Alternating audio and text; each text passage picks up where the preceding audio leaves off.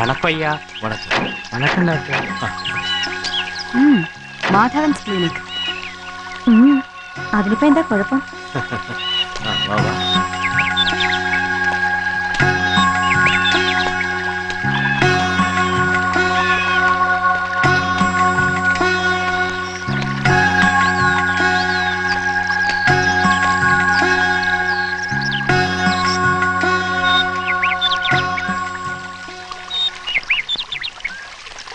ഇനി നിങ്ങൾ വിട്ടോ. ഊണ് കഴിക്കാൻ വരുമല്ലോ. വരണമല്ലോ. മോള് വരുന്നു. അച്ഛൻ്റെ കൂടെ വന്നോളാം. முதல்ல யார் வந்தீங்க? நானா சார். அப்படியா? அப்ப நீ வா, நீங்க எல்லாம் உட்காருங்க. என்ன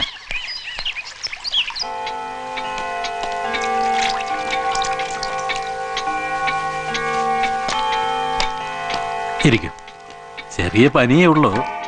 കരിപ്പട്ടിയും ചുക്കും ഇട്ട് കാപ്പി ഉണ്ടാക്കി കഴിക്കുക. 2 ദിവസത്തിനകം മാറും. കരിപ്പട്ടി കാപ്പിയോ? തനിക്കറിയില്ലെങ്കിലേ തന്റെ അമ്മയ്ക്ക് അറിയാം. പറഞ്ഞാ മതി. സാർ പാരസെറ്റമോളോ ആംബസിലിനോ? പോടാ.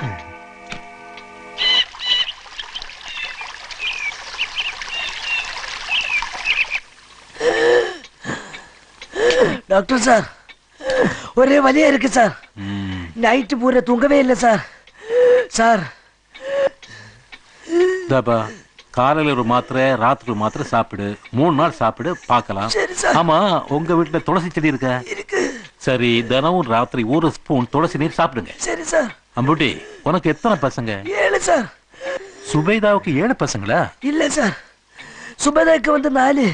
அவ தங்கச்சி சைனபைக்கு வந்து 3 சார். ஹாட்டா பாவி, அந்த மருந்து திருப்பி கொடுத்துரு. அந்த வலி அப்படியே இருக்கட்டும். இல்லன்னா சேனமா மறுபடியும் பிரெக்னன்ட் ஆயிடும். போயிட்டு வா, போயிட்டு வாப்பா.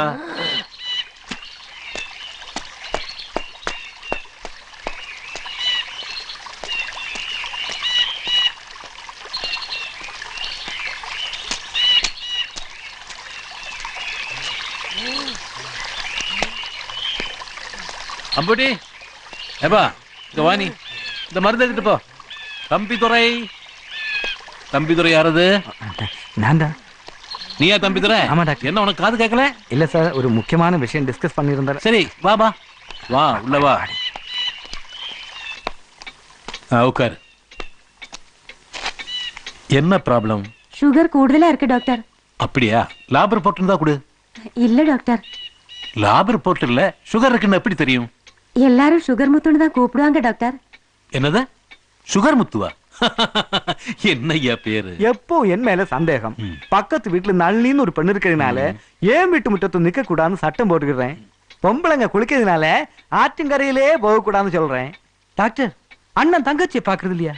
மகன் அம்மாவை பாக்குறது இல்லையா? அதுல என்ன டாக்டர் தப்பு? யோ, அம்மா தங்கச்சியை பாக்குறது யாராவது ஆத்துக்கிற போங்களா? சொல்லியா, சொல்லு. ഏയ് ഡോക്ടർ സാർ, 1 മണിക്കൂറായി കാത്തിരിക്കുന്നു. വാക്ക് വായിച്ചില്ലെങ്കിൽ ഞാനിങ്ങ് പോവും. Sorry darling, 5 minutes. 5 minutes. 10ാമത്തെ മിനിറ്റിൽ ഞാൻ പോയിരിക്കും. ഓക്കെ.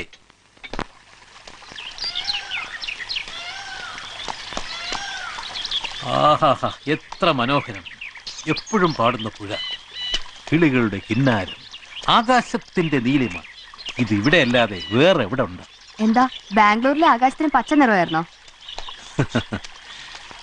ഞാനിവിടെ മുമ്പ് എത്തേണ്ടതായിരുന്നു. പിന്നെ എന്തിനാന്ന് അമ്മോട് പറഞ്ഞത്? ഞാൻ ചാവുമ്പോ എന്റെ ശവം ഇവിടെ കൊണ്ടുവരരുതെന്നും ഇവിടെ ഉള്ളവരെ ആരും അറിയിക്കരുതെന്നൊക്കെ. ഭർത്താവിന്റെ വീട്ടിൽ നിന്ന് ഇറക്കി വിട്ട പാവ അമ്മയെ കബളിപ്പിക്കാനോ? എവിടെയായാലും വേരുകൾ കുടുത്തി വലിക്കും. സ്വന്തം മണ്ണിലേക്ക് തന്നെ വലിക്കും. ഒന്നേ പറ്റും. ഈ പറഞ്ഞത് ഒരാൾക്ക് മാത്രമല്ല, എന്നെയും വേരുകൾ വലിക്കുന്നുണ്ട്. ഞാൻ ജനിച്ച മണ്ണിലേക്ക്. പാവം ലജ്മയും രവീന്ദ്രൊക്കെ എന്നെ കാത്ത് വിഷമിച്ചിരിക്കുകയായിരിക്കും.